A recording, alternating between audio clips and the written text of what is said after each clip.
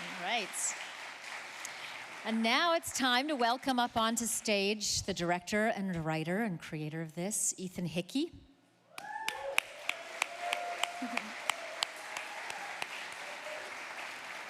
Along with the writer, Maulud Khosraoui, and Jason Bergen, the DP.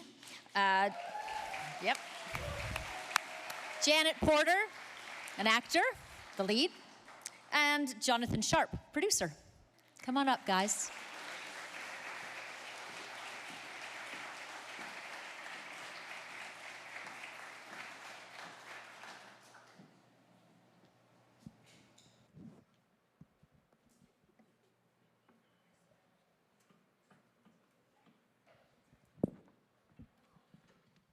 Sitting so far away from me.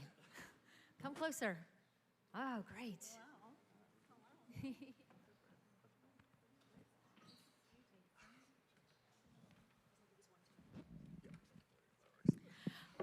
Congratulations. Holy. Thank you. I mean, honestly, any feature film is a major undertaking, but a feature film of this magnitude with this intensity, it's really quite an astonishing accomplishment. So congratulations, all of you.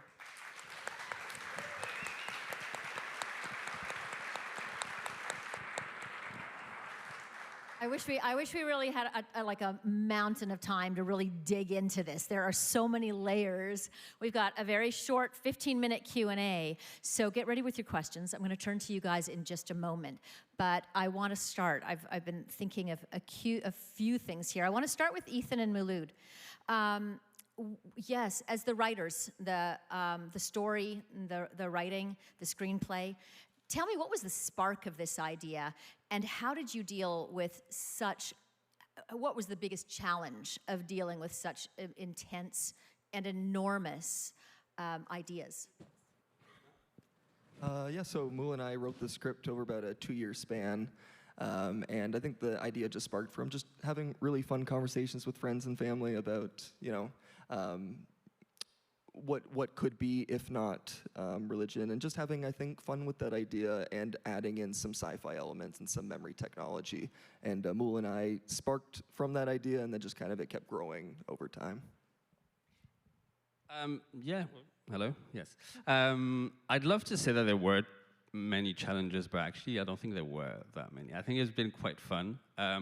It's been mostly a matter of sort of figuring out, can we get our point across, and are we being too subtle? Are we being too clear? Can we find a balance, if that makes sense?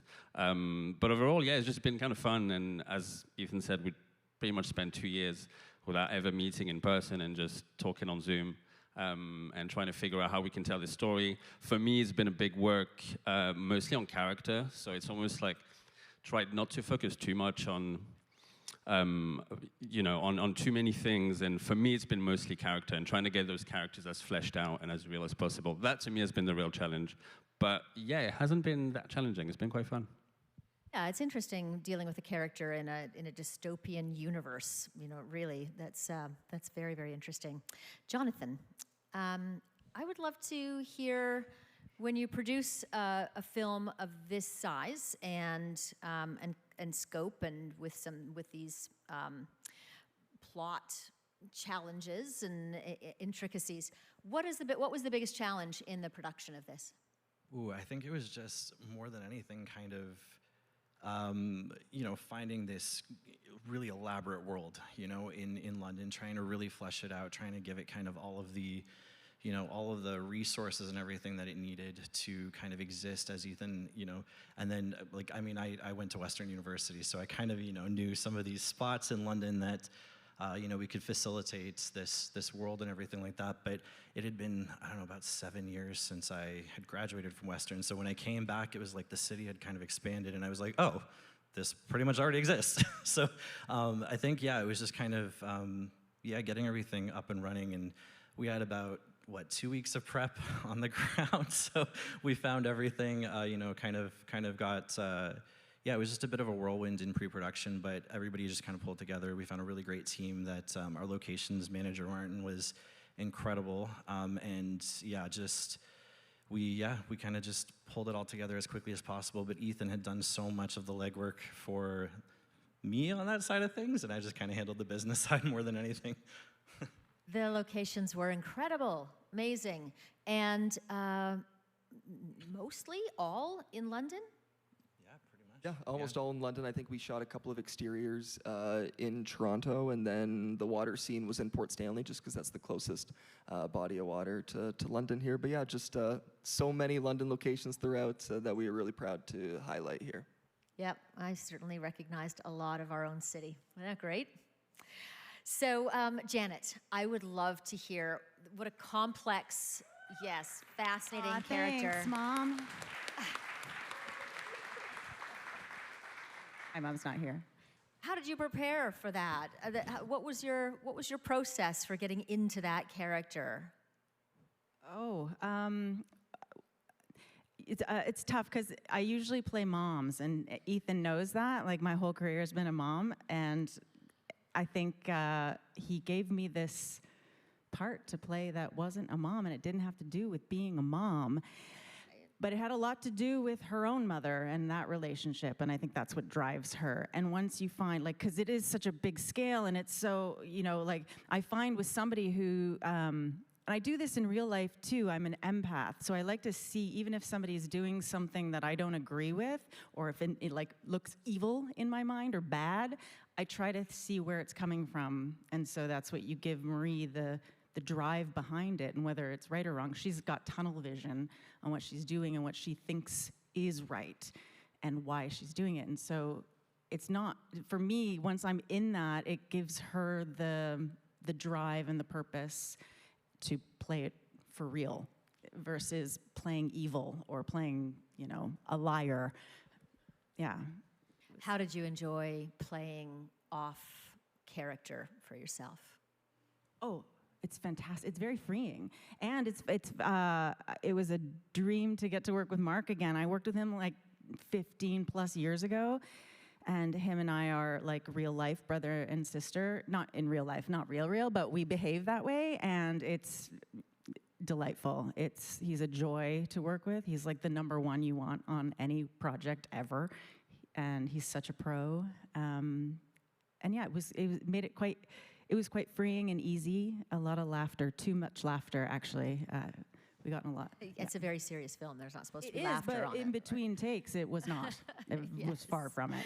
So, Jason, let's give you a question. I am really interested in what your thoughts were for the cinematography for setting that ominous mood that we had throughout the entire film.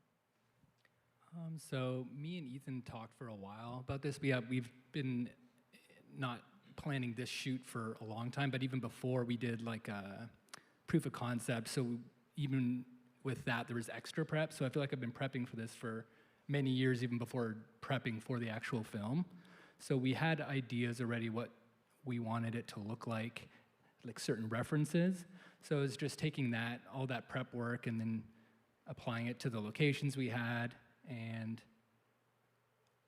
I think it seems like we did well with that. I think we came out with how we wanted. We went for more of like a high contrast, kind of darker mood. I know a lot of the references were all the President's Men, Seven, stuff like that. So a little bit older films, not like super modern films, leading a little more into shadow. So I think that played a lot of part of the look of the film.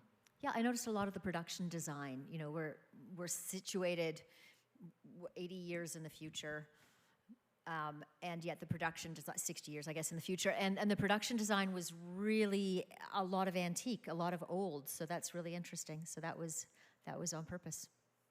Very good. That was a lot of Ethan too. I know he really wanted that aesthetic, and I know he's talked about it before, but it's kind of like some of the technology is still in the past, even though it's in the future, simply because the technology of the memory stuff is so important and so focused on in that world, like in the world that they built, that some of the stuff that wasn't as important anymore kind of stayed as it was, certain technologies. So that's why some of the wardrobe, stuff like that looks kind of vintage, I guess, in a sense. Yeah, the vintage is an interesting nod to memory, really.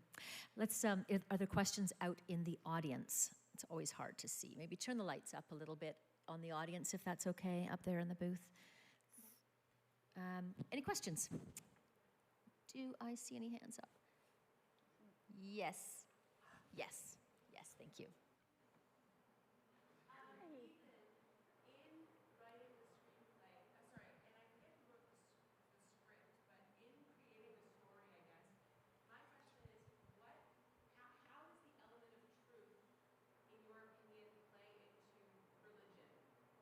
So the question is, how is the element of truth played into religion in the writing of the story or the screenplay? Great question. Mool and I wrote the script, but I think just talking about truth and religion I don't think this film is attempting to give a concrete answer as to where we're coming from. It's just giving an alternative opportunity in a movie.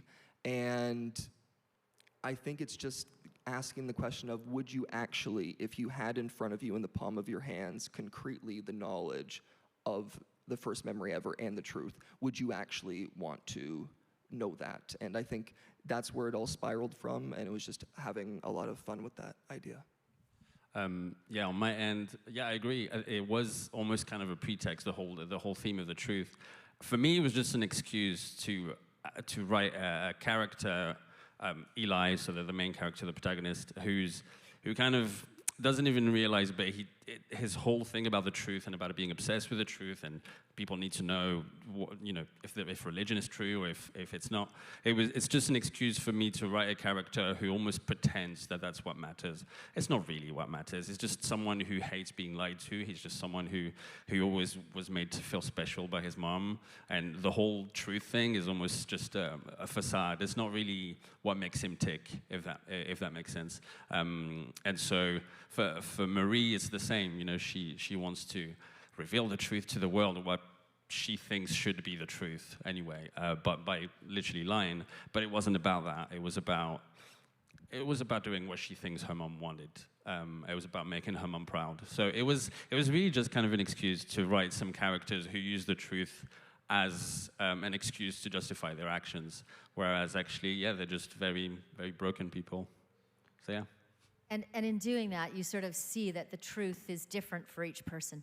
Absolutely, yeah. Everybody's got their own truth, or what they think should be the truth. And if you think that actually, yeah, maybe the world would be a better place if we told them that that's the truth, then you believe that. And probably the only person who didn't really have maybe ulterior motives, weirdly, is probably the president, who just genuinely thought that if we were to reveal the truth to the world, it would crumble. And he's probably weirdly the only one who has actually good intentions. That's what I'm going to say. Other questions? Right there. Great movie, by the way. I went to school with Ethan, and just really great to see what you guys have been able to come up with. I would love to know, there's a lot of people probably in the room that want to get involved with acting. So maybe any tips and tricks for where we should get started, or how to enter the industry? So any tips and tricks on how to get started as an actor? Yes? I'm going to give that one to Janet. Oh, I knew it. I'm deferring to Mool. Okay. Hi. Well, I went to theater school. That's where I started in theater. I guess I started on like a small town community stage, really. And I just went with it. I think that for me, that's where I started.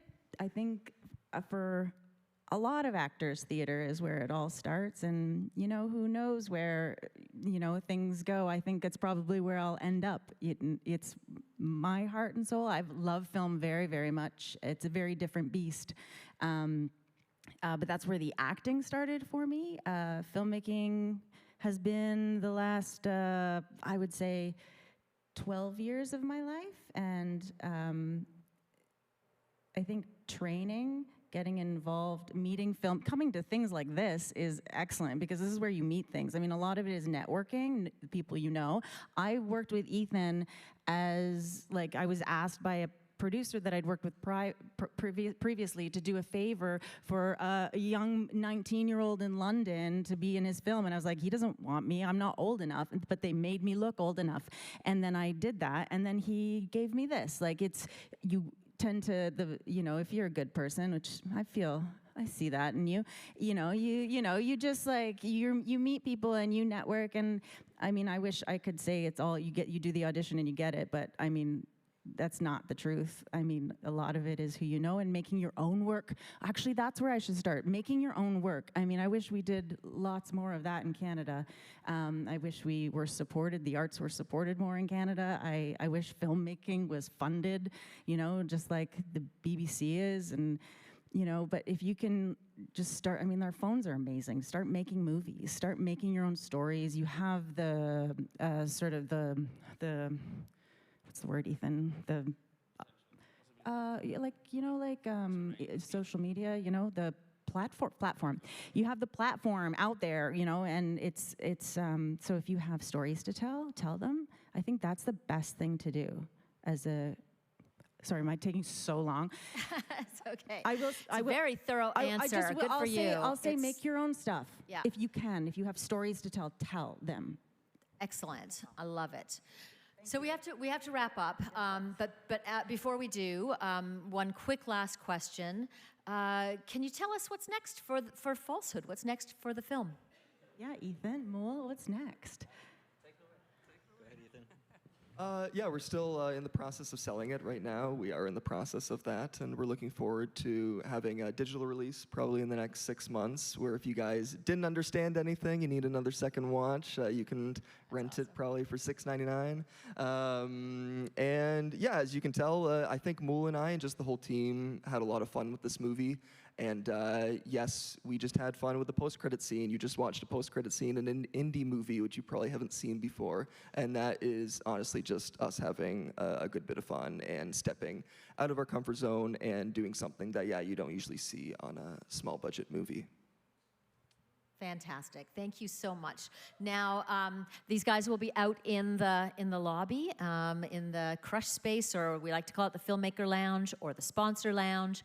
So please enjoy chatting with them and hang out for a while, have a drink, and enjoy being present in being with the creators of this fabulous film. Thank you again, everybody. Thanks for being up here.